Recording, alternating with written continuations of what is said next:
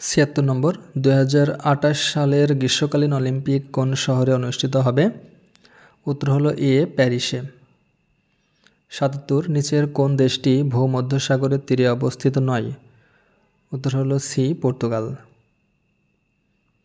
৭৮ বিশ্বব্যাংকের হিসাব মতে বিশ্ব অর্থনীতি 2025 সালে কী হারে বৃদ্ধি পাবে বলে অনুমান করা হচ্ছে?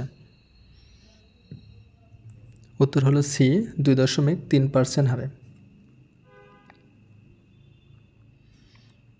৭৯ নিচের কোন দেশটিতে COP29 ক্লাইমেট সামিট অনুষ্ঠিত হয়েছে? উত্তর হলো এ, আজারবাইজানে।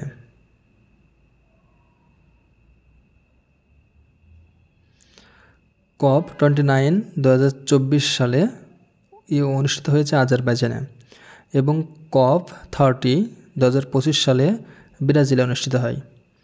৮০ নম্বর বিশ্বের অন্যতম কেমিক্যাল উৎপাদনকারী কোম্পানি BASF এর হেডকোয়ার্টার্স কোথায় অবস্থিত? উত্তর হলো ডি, জার্মানিতে। বিশ্বের অন্যতম কেমিক্যাল উৎপাদনকারী কোম্পানি BASF এর হেডকোয়ার্টার্স জার্মানিতে অবস্থিত।